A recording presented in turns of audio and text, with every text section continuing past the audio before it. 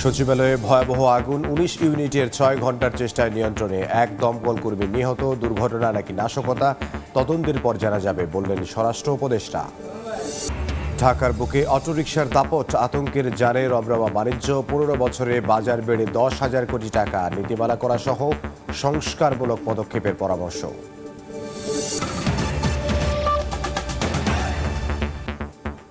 সময় সংবাদের সঙ্গে আছি আমি ইমদাদুল হক। রাজধানীর সেগুনবাগিচায় সচিবালয়ের ৭ নম্বর ভবনে আগুন লেগেছে। বিষয়ে বিস্তারিত জানবো, সরাসরি যোগ দিচ্ছেন সহকর্মী মনির হোসাইন। আমরা যাব তার কাছে। এখনকার সবশেষ পরিস্থিতি যদি জানাতেন। ফায়ার সার্ভিসের ১৯টি ইউনিটের চেষ্টায় ৬ ঘন্টা পর সচিবালয়ে লাগা যে আগুন, সেই আগুন নিয়ন্ত্রণে আসে। এখন নির্বাপনের কাজ করছে ফায়ার সার্ভিস এবং সামনে যেই নিরাপত্তা বেষ্টনী আমরা সেই রাত থেকে দেখিয়েছিলাম, এখনও সেই নিরাপত্তা বেষ্টনী আছে।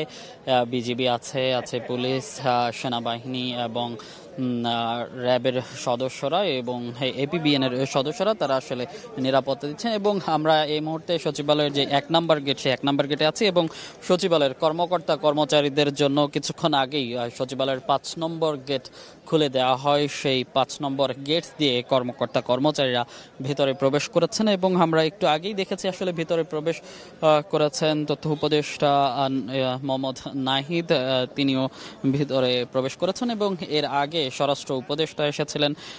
তিনি গণমাধ্যমের সঙ্গে কথা বলেছেন। তিনি যেটি জানিয়েছেন যে এই যে অগ্নিকাণ্ডের ঘটনা ঘটেছে, এটি কোনো দুর্ঘটনা নাকি নাশকতা সেটি আসলে নিশ্চিত করে এখনই বলা যাচ্ছে না এবং তার জন্য একটি তদন্ত কমিটি গঠন করা হবে। তবে কত সদস্যের কমিটি গঠন করা হবে সেটি তিনি নিশ্চিত করে বলেননি এবং সেই তদন্ত কমিটির তদন্ত শেষে আসলে বলা যাবে যে এই ঘটনা একটি নাশকতা নাকি নিছক দুর্ঘটনা, সেটি আসলে তখনই জানা যাবে। এবং যেই এই অগ্নিকাণ্ডের ঘটনা মূলত গত রাত ১:৫০ দিকে শুরু হয় সচিবালয়ের ৭ নম্বর ভবনে। এই ভবনে তারপরে ছড়িয়ে পড়ে ভবনের ৬, ৭, ৮, ৯ এবং ১০ম তলায় এবং তারপরে ফায়ার সার্ভিসের প্রথমে ৮টি ইউনিট যোগ দেয়, তারপরে একে একে আরও ১১টি ইউনিট, সব মিলিয়ে ১৯টি ইউনিট যোগ দেয় ফায়ার সার্ভিসের। সেই ফায়ার সার্ভিসের ১৯টি ইউনিটের প্রচেষ্টায় ৬ ঘন্টা পর আগুন নিয়ন্ত্রণে আসে। সকাল ৮:০৫ আগুন নিয়ন্ত্রণে এসেছে বলে আমাদের জানিয়েছে ফায়ার সার্ভিসের পক্ষ থেকে এবং রাত থেকে আমরা দেখেছি ফায়ার সার্ভিসের সঙ্গে সহযোগিতা করতে যোগ দেন পুলিশ প্রশাসন, যোগ দেয় সেনাবাহিনী এবং র্যাব এবং বিজিবির সদস্যরাও এবং এরপরে পুলিশের ব্যাটালিয়নের অন্যান্য সদস্যদেরও যোগ করা হয় নিরাপত্তায়। এবং সে থেকে আসলে আমরা যেটি দেখিয়েছিলাম সেই রাত থেকেই ভবনের ৪টি পয়েন্টে আসলে অগ্নিকাণ্ডের ঘটনা ঘটে এবং এক দিকে ধোঁয়ায় কালো হয়ে যায় এবং যেই আগুনের লেলিহান শিখা আসলে দেখতে পেয়েছিলাম যে ধাউ ধাউ করে জ্বলছিল, সেই আসলে চিত্র আমরা এর আগেই দেখিয়েছি। তারপরে আসলে যখন ৮:০৫ নিয়ন্ত্রণে নেয় এবং এখন নির্বাপনের কাজ করছে ফায়ার সার্ভিসের কর্মীরা। এখনও ফায়ার সার্ভিসের কর্মীরা ভিতরে রয়েছেন এবং আমরা যতটুকু দেখেছি যে ফায়ার সার্ভিসের কয়েকজন কর্মী আহত হয়েছেন এবং সড়ক দুর্ঘটনায়, আমরা এর আগেও জানিয়েছি, সড়ক দুর্ঘটনায় একজন ফায়ার সার্ভিস কর্মী নিহত হয়েছেন সচিবালয়ের সামনের সড়কে। তিনি আগুন নেভানোর কাজেই নিয়োজিত ছিলেন এবং রাস্তার ওপার অর্থাৎ ওসমানী স্মৃতি মিলনায়তনের রিজার্ভ ট্যাঙ্ক থেকে যে আগুন নেভাতে পানির যে উৎস আনা হয়েছিল, সেই উৎসের জন্য আসলে তিনি রাস্তা পার হচ্ছিলেন পাইপ নিয়ে, তখনই সজোরে আসা একটি ঘাতক কাভার্ড ভ্যান তাকে চাপা দেয় এবং তিনি তারপর তাকে গুরুতর অবস্থায় হাসপাতালে নেওয়া হলে ঢাকা মেডিকেল কলেজ হাসপাতালে চিকিৎসক তাকে মৃত ঘোষণা করেন এবং আরও কয়েকজন সদস্য আহত হয়েছেন। আমরা কিছুক্ষণ আগেই দেখেছি একজনকে আহত অবস্থায় হাতে ব্যান্ডেজ পরানো অবস্থায় বের করা হয়েছে এবং তাকে এখান থেকে ফার্স্ট এড দিয়ে তারপর পাঠানো হয়েছে এবং তার আগে আমরা দেখেছিলাম একজনকে অ্যাম্বুলেন্সে করে ঢাকা মেডিকেল নেওয়া হয়েছে। অর্থাৎ সব মিলিয়ে বলা চলে এখন পরিস্থিতি এবং সামনে নিরাপত্তা বেষ্টনীতেই আছে বিজিবি, সেনাবাহিনী, এপিবিএন এর সদস্যদের দ্বারা, এবং ভিতরে কাজ করছে ফায়ার সার্ভিসের যেই কর্মীরা, তারা নির্বাপনের কাজ করছে, এবং যে সচিবালয়ের কর্মকর্তা কর্মচারী আছেন তারা ভিতরেই রয়েছেন, তাদেরকে ভিতরে যাওয়ার অনুমতি দেওয়া হয়েছে দীর্ঘক্ষণ পর। তারা 5 নম্বর গেট দিয়ে তারা প্রবেশ করেছেন এবং তারা ভিতরে অবস্থান করছেন, এবং তাদের আসলে কি বিষয়ে সিদ্ধান্ত হবে বা আগুনের মূল সূত্রপাত কিভাবে হয়েছে সেটি এখনো জানা যায়নি। স্বরাষ্ট্র উপদেষ্টা বলেছিলেন যে আসলে এটি কোনো নাশকতা কিনা, যেহেতু আমরা ভোর থেকে এখানে দেখছি যে সাধারণ মানুষ এবং কিছু শিক্ষার্থী এসেছিলেন, তারা আসলে বারবারই অভিযোগ করছিলেন যে এটি নাশকতা বলে, এবং তারা অভিযোগ করছিলেন এটি কোনো দুর্ঘটনা নয়, তারা বলছিলেন এটি পরিকল্পিত অগ্নিকাণ্ডের ঘটনা ঘটানো হয়েছে। তো সেই অভিযোগের প্রেক্ষিতে স্বরাষ্ট্র উপদেষ্টা বলেছেন যে এখনই তা নিশ্চিত হওয়া যাচ্ছে না, বা এখনই এটিকে ষড়যন্ত্র বলে তিনি মনে করছেন না, এখনও পর্যন্ত তিনি এটিকে দুর্ঘটনা বলেই মনে করছেন, এবং সেই দুর্ঘটনা আসলে তদন্তে তিনি কমিটি গঠন করার সিদ্ধান্ত জানিয়েছেন, এবং তারপরেই আসলে সেই কমিটির প্রতিবেদন অনুযায়ী জানানো হবে যে এই অগ্নিকাণ্ডের ঘটনা কোনো দুর্ঘটনা নাকি ষড়যন্ত্রের কোনো অংশ। একে একে ফায়ার সার্ভিসের যে গাড়িগুলো ভিতরে ছিল সেগুলো বের করা হচ্ছে। আমরা যেটি দেখিয়েছি, 2টি ল্যাডার দিয়ে আসলে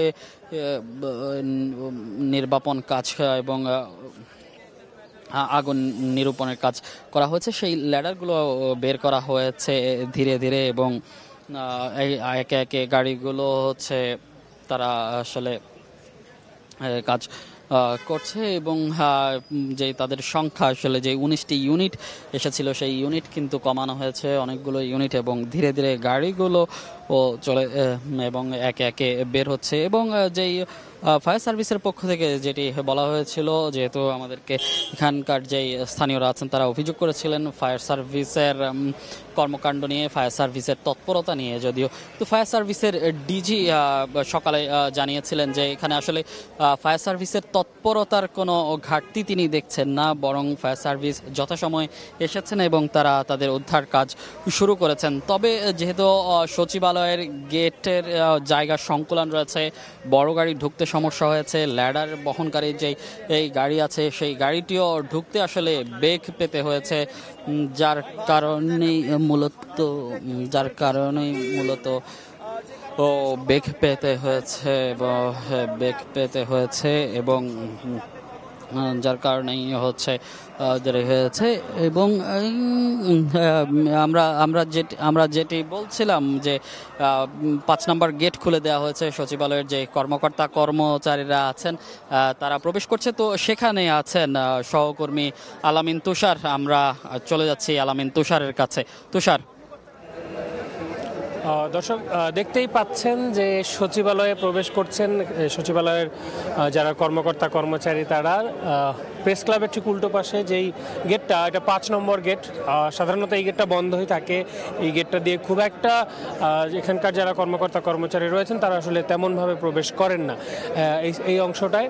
তবে আজকে যেহেতু এই অবস্থা হয়েছে, রাতে আগুনের অগ্নিকাণ্ডের ঘটনার পরে দীর্ঘক্ষণ তারা আসলে বাইরে অবস্থান করেছিলেন। সকালেই কিন্তু তারা 9টার সময় তাদের অফিসের উদ্দেশ্যে চলে এসেছিলেন। দীর্ঘক্ষণ তারা 1 নম্বর গেট, যে গেট দিয়ে তারা সাধারণত প্রবেশ করেন, সেই গেটে অবস্থান নিয়েছিলেন। তারা সেখান থেকে পরবর্তীতে তাদেরকে যখন সরিয়ে দেওয়া হয়, পরবর্তীতে তারা জানতে পারেন যে তাদের জন্য 5 নম্বর গেটটি খুলে দেওয়া হয়েছে। সেখানে পুলিশ সদস্যরা রয়েছেন এবং সেখানে নিরাপত্তার সঙ্গে যারা জড়িত তারা এই যে একটি বাজে পরিস্থিতি, তার মধ্যেই এই যে জনাকীর্ণ পরিস্থিতি, তার মধ্যেই প্রত্যেকের আইডি কার্ড, পরিচয়পত্র চেক করে করে আসলে ভেতরে প্রবেশের অনুমতি দেওয়া হচ্ছে এবং তারা তখন আসলে প্রবেশ করছেন। এবং এখানকার যারা রয়েছেন তাদের সঙ্গে আমরা যখন কথা বলছিলাম, তারা আসলে দীর্ঘ লাইনে দাঁড়িয়ে আছেন এবং তারা আমাদেরকে যেমনটা বলছিলেন যে তাদের কর্মজীবনে, আমরা অনেকের সঙ্গে কথা বললাম, তারা বলছিলেন যে তাদের কর্মজীবনে কখনোই তারা সচিবালয়ে এই ধরনের কোনো দুর্ঘটনার মধ্যে তারা পড়েননি এবং কখনোই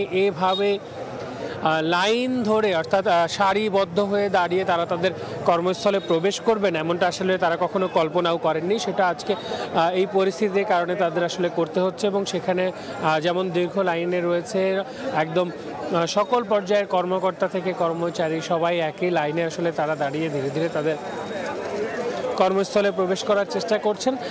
দর্শক জানেন যে সচিবালয়ের ভেতরের বিভিন্ন তথ্য কিছু আমরা কিন্তু জানানোর জন্য আমরা যারা গণমাধ্যম কর্মী রয়েছে তাদেরকে কিন্তু ভেতরে প্রবেশের অনুমতি দেওয়া হয়। সাধারণত আমাদের অ্যাক্রেডিটেশন কার্ডের মাধ্যমে কিন্তু আমরা প্রবেশ করতে পারি আমাদের নির্দিষ্ট। তবে আজকে এই পরিস্থিতির পরে এখনও পর্যন্ত আমরা যারা গণমাধ্যম কর্মীরা রয়েছে আমাদেরকে কিন্তু এখনও পর্যন্ত ভেতরে প্রবেশের কোনো রকম অনুমতি দেওয়া হয়নি। আমরা মাঝখানে একবার চেষ্টা করেছিলাম আমরা ভেতরে প্রবেশ করার, তখনও দেয়া হয়নি এবং এই মুহূর্তে যখন কর্মকর্তা কর্মচারীদের জন্য গেটটা আসলে খুলে দেওয়া হয়েছে তখনও আমরা যারা নিরাপত্তায় রয়েছেন তাদের কাছে আমরা অনুরোধ করি আমাদেরকে যেন ভেতরে প্রবেশের অনুমতি দেওয়া হয়, আমাদের সেটাও কিন্তু আসলে দেয়া হয়নি।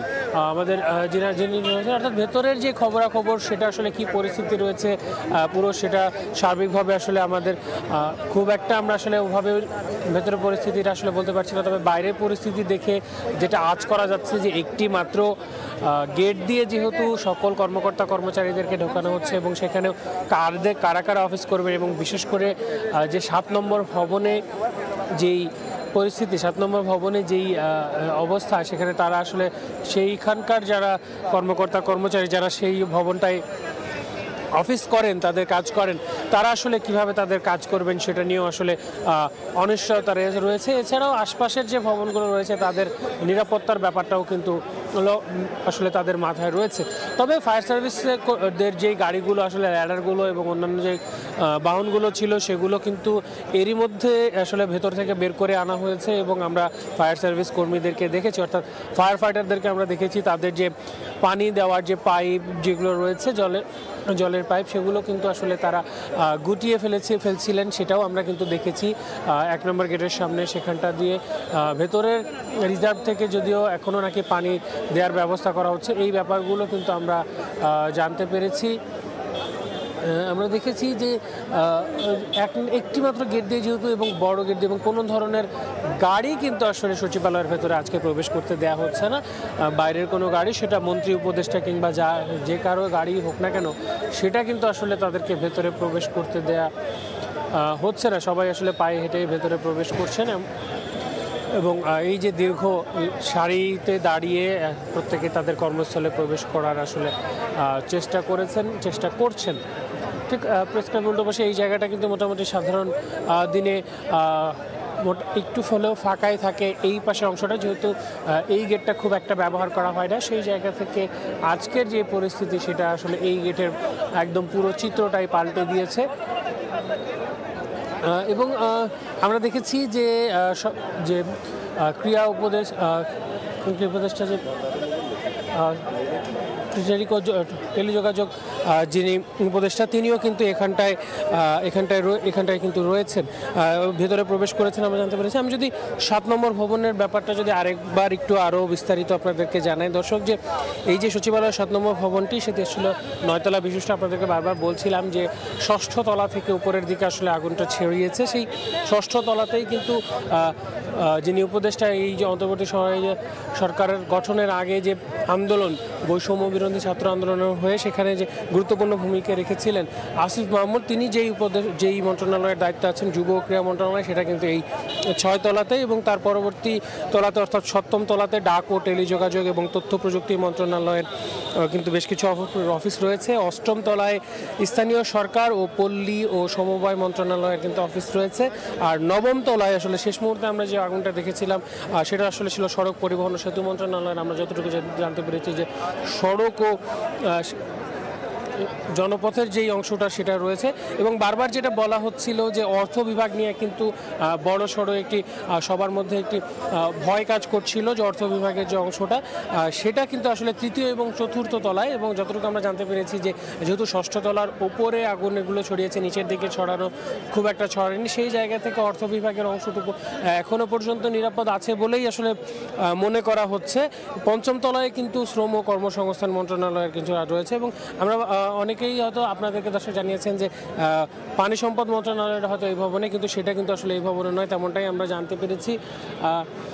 আমরা কিন্তু আমাদের যিনি সহকর্মী রয়েছেন দীর্ঘ সময় ধরে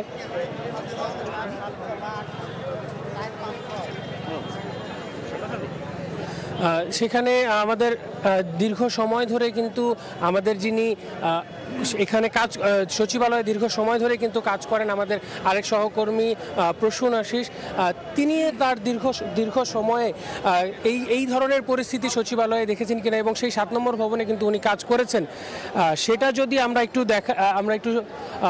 দাদার কাছে জানতে চাইবো যে এই ধরনের পরিস্থিতিতে আসলে উনি আসলে ব্যাপারটাকে কিভাবে দেখছেন, কি মনে হচ্ছে দাদা? তুষার, একটা বিষয় হলো যে আমি দীর্ঘদিন ধরে এই সচিবালয়ে কাজ করি। আমি যদি বলি যে এই ধরনের ছোটোখাটো আগুন লাগার ঘটনা কিন্তু সচিবালয়ে এর আগেও ঘটেছে, অর্থাৎ কোনো শর্ট সার্কিটের মাধ্যমে বা কোনো কারণে হয়তো আগুন লেগেছে, সেটি সচিবালয়ের অভ্যন্তরে যে ফায়ার সার্ভিসের একটি টিম থাকে সবসময়ের জন্য, তারা কিন্তু এসে অল্প সময়ের মধ্যে সেগুলো নেভাতে পেরেছে, নেভাতে সক্ষম হয়েছে। এই ঘটনা আমরা গত 10-15 বছর অন্তত দেখেছি, বছরে 2-1 আগুন লাগে। কিন্তু আজকে যে পরিস্থিতি, অর্থাৎ গতকাল রাত 1:45টার দিকে যে আগুনটা লেগেছে, সেটি কিন্তু ভয়াবহ আগুন এবং সেটি 7 নম্বর ভবনে লেগেছে। অর্থাৎ প্রশাসনের যে প্রাণকেন্দ্র এই সচিবালয়, এইখানে এই যে আগুন লাগার ঘটনা, এটা একেবারেই অনেক বড় ঘটনা। আমি যদি একটু বলি যে এই ভবনটি মূলত 9তলা ভবন, এর একদম উপরে রয়েছে সড়ক পরিবহন ও সেতু মন্ত্রণালয়, তারপরে অর্থাৎ 8ম তলায় রয়েছে স্থানীয় সরকার পল্লী উন্নয়ন ও সমবায় মন্ত্রণালয়, তারপরেই রয়েছে ডাক টেলিযোগাযোগ এবং তথ্য প্রযুক্তি মন্ত্রণালয়, এরপরে 5ম তলায় রয়েছে যুব ক্রীড়া মন্ত্রণালয় এবং 3য় এবং 4র্থ এই দুইটি ফ্লোর কিন্তু এটা অর্থ বিভাগের মন্ত্রণালয়। তো আমরা যেটি জানতে পেরেছি এবং কর্মকর্তাদের সাথে কথা বলে যেটুকু জানতে পেরেছি যে এই আজকে ওইখানে যেভাবে আগুনটি লেগেছে, সেখানে মোটামুটি যত নথিপত্র আছে, কাগজপত্র আছে এবং ফাইল আছে বিভিন্ন মন্ত্রণালয়ের, সেগুলো পুরোপুরি ভস্মীভূত হয়ে গেছে। যদিও ফায়ার সার্ভিসের যারা কর্মী তারা বলেছেন যে 6 ঘন্টার উদ্যোগে এই আগুনটি নির্বাপন করা হয়েছে, আগুনটি নিভে গিয়েছে, কিন্তু এখনও পর্যন্ত সেখানে ধোঁয়া উঠছে। সেটি ভিতরের 2-1 সঙ্গে যেটি আমি আলাপ করেছি, তারা বলছেন যে সেটি হয়েছে। তো আমরা এখানে অপেক্ষা করছিলাম। আমরা তো সবসময়ের জন্যই সচিবালয় কাভার করতে আসি, সচিব মহোদয়রা বা উপদেষ্টা মহোদয়রা যা বলেন সেই নিউজগুলো কাভার করি। আমরা আজকেও ভেতরে প্রবেশ করবার চেষ্টা করেছি, কিন্তু পুরোপুরি যে গেটগুলো রয়েছে সেই গেটগুলো বন্ধ। আপনি দেখতে পাচ্ছেন যে 5 নম্বর গেট দিয়ে যারা কর্মচারী যারা অপেক্ষা করছিলেন এতক্ষণ, তাদের অনেককেই প্রবেশ করার অনুমতি দেওয়া হচ্ছে, কিন্তু গণমাধ্যমকে এখনো প্রবেশ করার কোনো অনুমতি দিচ্ছে না। দাদা, এমনটা তো আসলে যেহেতু কখনো ঘটেনি বলছেন, আপনার যেহেতু নিশ্চয়ই সচিবদের সঙ্গে অনেকের সাথে আপনার পরিচয় রয়েছে, আপনি দীর্ঘদিন ধরে কাজ করছেন, তো যখন তারা আসলে সকালে আসার ক্ষেত্রে বা যখন আমরা আসলে এই তথ্যগুলো জানাচ্ছিলাম, তখন আসলে তাদের মধ্যে কি ধরনের সংশয় ছিল বা এমন কিছু কি আপনি জানতে পেরেছেন কিনা, বা তারা আসলে যে আদৌ প্রবেশ করতে পারবেন কি পারবেন না, তারা কেন আসলেন বা কিভাবে আসলে পরিস্থিতি, বা এই ধরনের ক্ষেত্রে দেখা যায় যে কোনো একটা নথি হঠাৎ করেই দরকার পড়তে পারে, সেই জন্য নিশ্চয়ই তারা আসছিলেন বা তাদের দায়িত্ব পালনের জায়গা থেকে। এটা আসলে তাদের সঙ্গে তারা কি ধরনের এক্সপিরিয়েন্স আপনার সাথে শেয়ার করেছে? তুষার, সবচেয়ে গুরুত্বপূর্ণ যে বিষয়টি, এখন অনেক কর্মকর্তা কিন্তু ভিতরে ইতিমধ্যে প্রবেশ করেছেন, কিন্তু গুরুত্বপূর্ণ যে বিষয়টি, কোনো ভবনে, সচিবালয়ের মধ্যে যে কয়টি ভবন রয়েছে, 7 নম্বর ভবনে আগুন লেগেছে, কিন্তু কোনো ভবনে কিন্তু কোনো বিদ্যুৎ নেই। বিদ্যুৎ ছাড়াও সেখানে এসি কাজ করছে না এবং সেখানে পানির যে লাইনটি, সেই লাইনটিও নেই। অর্থাৎ শুধুমাত্র এই 7 নম্বর ভবনের আগুন নেভানোর জন্য, সব ভবন যাতে সুরক্ষিত থাকে সেজন্য কিন্তু বিদ্যুৎটাও কিন্তু বন্ধ করে দেওয়া হয়েছে, যে কারণে এই কর্মচারীরা ভিতরে গিয়ে কি করবেন, এরকম একটি সংশয় তাদের মধ্যে রয়েছে, দ্বিধা রয়েছে। এজন্য কিন্তু অনেকে প্রবেশ করছেন না, আর অনেকে তাদের যে প্রতিদিনের যে কর্মস্থল সেই জায়গাটি দেখার জন্য এবং সেইটার খোঁজখবর নেওয়ার জন্য মূলত তারা প্রবেশ করছেন। মূলত এই হলো সবশেষ তথ্যগুলো। আরও তো তথ্য সারাদিন আমরা জানব। ধন্যবাদ দাদা। যেমনটা বলছিলেন যে দীর্ঘ সময় ধরে আমাদের যিনি সহকর্মী সচিবালয়ে কাজ করেন, তিনিও কিন্তু তার এক্সপিরিয়েন্স বলছিলেন এবং তাদের যে জায়গা থেকে তাদের সচিবদের সঙ্গে তিনি কথা বলেছেন এবং ভেতরে যে এখনও বিদ্যুৎ নেই সেটাও কিন্তু আমরা দাদার কাছ থেকে জানতে পারলাম। তো এই ছিল এখন আমার কাছে সচিবালয়ের সবশেষ তথ্য। সচিবালয়ের সামনে থেকে যোগ দিয়েছিলেন আমাদের সহকর্মী আল আমিন তুষার এবং তার সঙ্গে ছিলেন আরেক সহকর্মী প্রসূন আশিস, এবং তার আগে আমাদের সঙ্গে যোগ দিয়েছিলেন সহকর্মী মনির হোসাইন। সচিবালয়ে ভয়াবহ আগুন 19 ইউনিটের 6 ঘন্টার চেষ্টায় নিয়ন্ত্রণে এসেছে। মধ্যরাতে প্রশাসনের প্রাণকেন্দ্রের 7 নম্বর ভবনে আগুন লাগে। খবর পেয়ে আগুন নেভাতে একে একে যোগ দেয় 19টি ইউনিট। তাদের সহায়তা করেন সেনাবাহিনী, বিজিবি, র্যাব ও পুলিশ সদস্যরা। এদিকে রাস্তা পার হওয়ার সময় ট্রাক চাপায় এক দমকল কর্মী নিহত হয়েছেন এবং একজন আহত হয়েছেন। আগুন লাগার কারণ তাৎক্ষণিক জানাতে পারেনি ফায়ার সার্ভিস। দুর্ঘটনা নাকি নাশকতা তদন্তের পর জানা যাবে বলছেন স্বরাষ্ট্র উপদেষ্টা।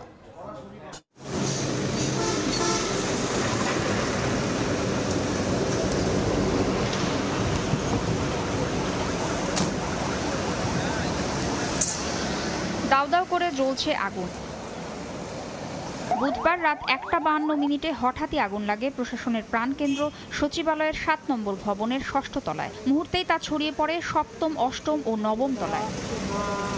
খবর পেয়ে প্রথম দফায় ঘটনাস্থলে পৌঁছে ফায়ার সার্ভিসের 8টি ইউনিট। আগুনের তীব্রতা বাড়তে থাকায় একে একে যোগ হয় আরও 11টি ইউনিট। ফায়ার ফাইটারদের সঙ্গে যুক্ত হয় সেনাবাহিনী, বিজিবি, র্যাব, পুলিশ ও এবিপিএন সদস্যরা। আগুন নিয়ন্ত্রণে অব্যবস্থাপনার অভিযোগ করেন প্রত্যক্ষদর্শীরা। একটা সাধারণ জায়গায় আগুন লাগলে যে ব্যবহারটা করি, সেই ব্যবহারটা যদি বাংলাদেশ সচিবালয়ের ক্ষেত্রেও করি তাহলে তো অবশ্যই প্রশ্ন থেকে যায়। ফায়ার সার্ভিসের এত ল্যাডার, এত গাড়ি, এত প্রযুক্তি থেকে লাভ কি? যদি এত বড় বাংলাদেশের একটা হৃৎপিণ্ড ফুলে যাচ্ছে, এটা যদি নিয়ন্ত্রণে আনতে না পারে। একটা ফায়ার সার্ভিস থেকে আগুন ধরায় নিবাচ্ছে, সেটাও বন্ধ করে দিচ্ছে। আগুন নিবানোর যে একটা তৎপরতা, যে একটা কার্যক্রম, এটা আমরা ফায়ার সার্ভিসের ভিতরে আমরা দেখতে পাই নাই। প্রশাসন তো অবশ্যই ব্যর্থ, ফায়ার সার্ভিসেও ব্যর্থ, এবং আজকে আগুন লাগানোর পিছনে রাষ্ট্রের যে ফুসফুস যাকে বলা হয়, যে সচিবালয় যেখান থেকে রাষ্ট্র পরিচালিত হয়, এই রাষ্ট্রের এই গুরুত্বপূর্ণ স্থাপনায় আগুন লাগার পিছনে অবশ্যই গভীর ষড়যন্ত্র কাজ করছে। আমাদের দেশের জন্য কারাই ষড়যন্ত্র করতে আছে। সচিবালয়ে আগুন নেভাতে গিয়ে ট্রাক চাপায় মারা গেছেন ফায়ার সার্ভিসের এক কর্মী, আহত হয়েছেন আরও একজন। তবে প্রাথমিকভাবে আগুন লাগার কারণ ও ক্ষয়ক্ষতির পরিমাণ জানাতে পারেনি ফায়ার সার্ভিস। 8:05 আমাদের যে অপারেশন কার্যক্রম বা আগুন নির্বাপনের যে অংশটুকু, সেটি নিয়ন্ত্রণে আছে। আমাদের আগুন ভেতরে সার্চ অপারেশন চলছে, আমাদের লোকজন ভেতরে প্রবেশ করেছে এবং তারা প্রত্যেকটা রুমে যেয়ে দেখবে যে কোনো আহত লোকজন আছেন কিনা। আগুন লাগার 6 ঘন্টা পর ঘটনাস্থলে যান স্বরাষ্ট্র উপদেষ্টা। জানান, দুর্ঘটনা নাকি নাশকতা তা জানা যাবে তদন্তের পর। পুরো সার্চ করার পরে কোনো কিছু পাওয়া যায় কিনা আমরা আপনাদের জানাতে পারবো। হাই পাওয়ার একটা তদন্ত কমিটি করে দেওয়ার জন্য। প্রাথমিকভাবে আপনারা নাশকতা মনে করছেন কিনা? প্রাথমিকভাবে আমরা বলতে পারবো না, একটা ইনভেস্টিগেশনের পরে আমরা বলতে পারবো। আগুন লাগা 6ষ্ঠ থেকে 9ম তলায় রয়েছে যুব ও ক্রীড়া মন্ত্রণালয়, ডাক, টেলিযোগাযোগ ও তথ্য প্রযুক্তি, স্থানীয় সরকার এবং সড়ক পরিবহন ও সেতু মন্ত্রণালয়। এদিকে ফেসবুক পোস্টে উপদেষ্টা আসিফ মাহমুদ বলেছেন, অন্তর্বর্তী সরকারকে ব্যর্থ করার চেষ্টায় জড়িতদের কোনো ছাড় দেয়া হবে না। তাসনিয়া নিশাত মিম, সময় সংবাদ, ঢাকা। আগুন নেভাতে রাস্তা পার হতে গিয়ে বেপরোয়া ট্রাকের চাপা, প্রাণ গেল ফায়ার সার্ভিস কর্মী সোহানুজ্জামান নয়নের। ঢাকা মেডিকেলে চিকিৎসা নিচ্ছেন আরও একজন। এদিকে সচিবালয়ে আগুন নেভাতে গিয়ে আহত হয়েছেন আরও 2 জন। বিস্তারিত হায়দার আলীর রিপোর্টে। সচিবালয়ে তখন আগুন নেভানোর আপ্রাণ চেষ্টা চলছে, ফায়ার ফাইটারদের দৌড়ঝাঁপ। দায়িত্ব পালনে তেজগাঁও থেকে ছুটে গিয়েছিলেন সোহানুজ্জামান নয়নও, যুক্ত হয়েছিলেন আগুন নেভানোর কাজে। পানির পাইপ সংযোগ দিতে সচিবালয়ের রাস্তার উল্টো পাশে যাচ্ছিলেন নয়ন সহ আরো কয়েকজন। হঠাৎই বেপরোয়া গতির একটি ট্রাক ধাক্কা দেয় তাদের। এতে গুরুতর আহত হন নয়ন ও হাবিবুর। গত নয়নের বাড়ি রংপুরের মিঠাপুকুর উপজেলায়। হায়দার আলী, সময় সংবাদ, Dhaka. Fire service and civil ডিফেন্সের তথ্য বলছে, রাজধানীতে এখনও 2500-এর বেশি ভবন অগ্নিকাণ্ডের ঝুঁকিতে রয়েছে। এর মধ্যে বেশিরভাগ ভবন পুরনো। দুর্ঘটনা এড়াতে সচেতনতা ও ভবন সংস্কারের পাশাপাশি প্রয়োজনীয় ব্যবস্থা গ্রহণের কথা বলছেন ফায়ার সার্ভিস অ্যান্ড সিভিল ডিফেন্সের মহাপরিচালক। অগ্নি নির্বাপনে শহর জুড়ে নির্দিষ্ট দূরত্বে ফায়ার হাইড্রেন্ট বসানোর আহ্বান জানান ব্যবসায়ীরা। অন্যদিকে সরকারি সংস্থার গাফিলতি এবং তদারকির অভাবকে বিবেচনায় রেখে সমন্বয়হীনতা দূর করে সেবা নিশ্চিত করার পরামর্শ নগরবিদদের। বিস্তারিত সাইফুল রুদ্রর রিপোর্টে। নিমতলী, চুড়িহাট্টা ও বনানীর এফআর টাওয়ারের পর চলতি বছরের 29 ফেব্রুয়ারি ঢাকা ফায়ার ট্র্যাজেডিতে যোগ হয়েছে আরও একটি নাম, বেইলি রোডের গ্রিন কোজি রেস্টুরেন্ট। সবশেষ উত্তরার লাভলেন ও বনানীর কড়াইল বস্তি। এর আগে 2023 সালের 4 এপ্রিল ভোরে বঙ্গবাজার কমপ্লেক্সে আগুন লাগে। একই দিন বঙ্গবাজার কমপ্লেক্সের পাশাপাশি আরও 4টি বিপণী বিতান আগুনে ক্ষতিগ্রস্ত হয়। ফায়ার সার্ভিস ও সিভিল ডিফেন্সের তথ্য বলছে শুধু রাজধানীতেই অগ্নিকাণ্ডের ঝুঁকিতে রয়েছে 2600-রও বেশি ভবন। এর মধ্যে রয়েছে বিপণী বিতান, শিক্ষা প্রতিষ্ঠান, হাসপাতাল, আবাসিক ভবন। গণমাধ্যমের ভবনও রয়েছে এই তালিকায়। ছোট পরিসরে অগ্নি নির্বাপনের সরঞ্জাম ও প্রস্তুতি থাকলেও বেশিরভাগ ভবন পুরনো হওয়ায় রিজার্ভার বসানো সম্ভব নয় বলে জানান ভবন মালিক ও ব্যবসায়ীরা। আমাদেরকে বলা হচ্ছে যে হাইড্রেন্টটা আপনারা নিজেরা লাগাবেন এবং রিজার্ভারটা নিজেরা তৈরি করবেন। সরকারি উদ্যোগে প্রত্যেকটা মার্কেটের সামনে যদি ফায়ার হাইড্রেন্টগুলো বসানো হয় তাহলে এটার থেকে মনে হয় পরিত্রাণ পাওয়া সম্ভব। স্থপতি ও নগর পরিকল্পনাবিদরা বলছেন ঝুঁকিপূর্ণ ভবনগুলোকে নিরাপদ রাখতে সমাধানের পথ খোঁজা জরুরি। যত গাইডলাইনই বলেন, সচেতনতা যদি না থাকে, ক্লায়েন্ট যদি এটাকে না মানে, সেক্ষেত্রে আপনার কিন্তু প্রত্যেকটা জিনিসই খাতা কলমেই থেকে যাবে। গ্যাসের লাইনের লিকেজ নিয়ে সারা ঢাকা শহরে পুরো সিটি ওয়াইড কি কোনো কাজ হয়েছে? কাজ তো হয়নি। তার মানে লিকেজ এখনও আছে। অতি ঝুঁকিপূর্ণ ভবনগুলোকে তুলনামূলক নিরাপদ করার জন্য আমাদের যে মেকানিজমটা কেমন হবে সেটা আমাদের তৈরি করা দরকার। ফায়ার সার্ভিসের যদি নোটিশের বাইরে কোনো করণীয় না থাকে তাহলে করবেটাকে? অপরিকল্পিত নগরায়নের কথা উল্লেখ করে অন্যদের পাশাপাশি নিজেদের দায় স্বীকার করলেন ফায়ার সার্ভিস ও সিভিল ডিফেন্সের মহাপরিচালক। রাজু যখন কোনো প্ল্যান পাস করে তার আগে কিন্তু তার ফায়ার সেফটি প্ল্যানটা আমরা অনুমোদন করেছি কিনা সেটা কিন্তু তারা দেখে এবং আমাদের এনওসির উপর ভিত্তি করে অনুমোদন দেয়। কঠোরতার পাশাপাশি মানুষকে সচেতন করাটাও ইম্পর্টেন্ট এবং যদি হাইড্রেন্ট স্থাপন করা যায় তাহলে আমাদের ফায়ার ফাইটিং কিন্তু অনেক ক্ষেত্রে সহজ হয়ে যায়। ডিটেইল এরিয়া প্ল্যান তৈরির আগে ফায়ার সার্ভিসের মতামত নেওয়া হয়নি উল্লেখ করে মহাপরিচালক জানান, ড্যাপে অগ্নিঝুঁকি মোকাবিলা ও অগ্নি নির্বাপনে প্রয়োজনীয় ব্যবস্থা গ্রহণে পরিকল্পনা প্রণয়ন ও তা অন্তর্ভুক্ত করার প্রস্তাব রাখা হবে এই সংস্থার পক্ষ থেকে। সাইফুল রুদ্র, সময় সংবাদ, ঢাকা। সকালের সময় আরো থাকছে সতর্কতার সাইনবোর্ডই ভরসা। খুলনায় বেশিরভাগ রেল ক্রসিং যেন মৃত্যুফাঁদ। অনেক জায়গায় নেই লাইনম্যান। সংকট নিরসনে আধুনিকায়নের চিন্তা কর্তৃপক্ষের। চুয়াডাঙ্গায় পাচারের সময় 14টি স্বর্ণের বার সহ 3 পাচারকারীকে আটক করেছে বিজিবি জানায় স্বর্ণ চোরাচালান হচ্ছে এমন সংবাদের ভিত্তিতে বুধবার বিকেলে চুয়াডাঙ্গা রেল স্টেশনে অবস্থান নেয় তারা। এ সময় স্টেশনে যাত্রীবাহী একটি ট্রেন এসে দাঁড়ালে কয়েকজনকে সন্দেহজনকভাবে ঘোরাফেরা করতে দেখে বিজিবি। এক পর্যায়ে পাচারকারীরা পালিয়ে যাওয়ার চেষ্টা করলে বিজিবি সদস্যরা তাদের ধাওয়া করে আটক করে। পরে স্কচ টেপ মোড়ানো 14টি স্বর্ণের বার জব্দ করা হয়। খেলার খবর জানাবো। পাকিস্তান ও সাউথ আফ্রিকা টেস্ট সিরিজের খবর। সেঞ্চুরিয়ানে কাল প্রথম টেস্টে মাঠে নামবে পাকিস্তান ও সাউথ আফ্রিকা। দুদলের ম্যাচটি শুরু হবে দুপুর 2টায়। প্রোটিয়াদের বিপক্ষে ওডিআই সিরিজ জয়ের পর এবার টেস্টেও জয়ের লক্ষ্যে মাঠে নামতে যাচ্ছে পাকিস্তান। সাদা পোশাকের ক্রিকেটে সম্প্রতি দুর্দান্ত ছন্দে আছে স্বাগতিক সাউথ আফ্রিকা। শেষ 5 টেস্টের 5টিতেই জয়ের দেখা পেয়েছে প্রোটিয়ারা। এখনও তাদের সামনে সুযোগ আছে আইসিসি টেস্ট চ্যাম্পিয়নশিপের ফাইনালে জায়গা করে নেয়ার। অন্যদিকে 2 জয় আর 3 হারে ব্যাকফুটে মেইড ইন গ্রিন। তবে ওয়ানডের আত্মবিশ্বাস কাজে লাগিয়ে জিততে চাইবে পাকিস্তান। এই ম্যাচ দিয়ে টেস্টে ফিরছেন বাবর আজম। যদিও সাউথ আফ্রিকায় টেস্ট পরিসংখ্যান ভালো না বাবরদের। 15 টেস্টের মোটে 2টিতে জয় পেয়েছে পাকিস্তান দল। এদিকে দারুণ ছন্দে থাকায় টেস্ট জয়ে দৃঢ় প্রত্যয়ী সাউথ আফ্রিকা। ঘরের মাটিতে পাকিস্তানের বিপক্ষে অতীত পরিসংখ্যানই কাজে লাগাবে প্রোটিয়াদের।